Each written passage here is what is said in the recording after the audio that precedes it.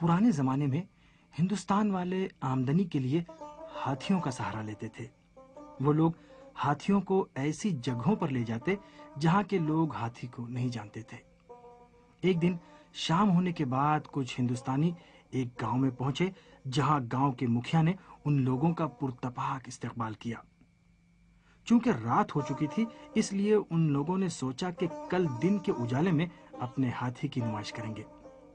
اس کے باوجود پورے گاؤں میں یہ خبر پھیل گئی کہ کچھ اجنبی لوگ ایک عجیب و غریب جانور کے ساتھ یہاں آئے ہوئے ہیں۔ دیکھتے ہی دیکھتے گاؤں کے مکھیا کے دروازے پر لوگوں کی بھیڑ جمع ہو گئی۔ ہاتھی کے مالکوں نے لوگوں سے کہا کہ وہ اپنے اپنے گھروں کو لوٹ جائیں، کل صبح وہ ہاتھی کو لوگوں کو دکھائیں گے۔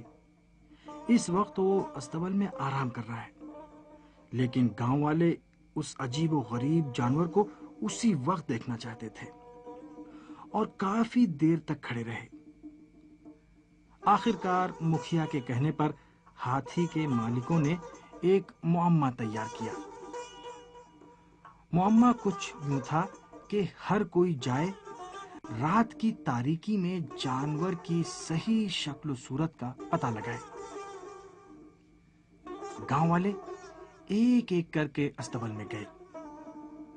جہاں ہاتھی سو رہا تھا سبھی نے رات کی تاریکی میں ہاتھی کو چھو کر دیکھا اور ہر ایک کو ہاتھی کے جسم کا کوئی ایک ہی عضو سمجھ میں آ سکا۔ ان میں سے ایک جس نے ہاتھی کا سونڈ چھوا تھا زور سے بولا، ارے یہ جانور تو ایک موٹے پائپ کی مانند ہے۔ دوسرے شخص نے جس نے ہاتھی کے کان کو چھوا تھا کہا، نہیں، یہ جانور ایک بڑے دستی پنکھے کی طرح ہے۔ تیسرے دیہاتی نے جس نے ہاتھی کا پیر چھوا تھا کہا، تم دونوں غلط کہہ رہے ہو، یہ جانور تو ایک ستون کی مانند ہے۔ چوتھے شخص نے جس نے صرف ہاتھی کی پشت پر ہاتھ رکھا تھا بڑے مطمئن انداز میں کہا، نہیں، تم کو سمجھنے میں غلطی ہوئی ہے، یہ حیوان تخت شاہی سے مشابہت رکھتا ہے۔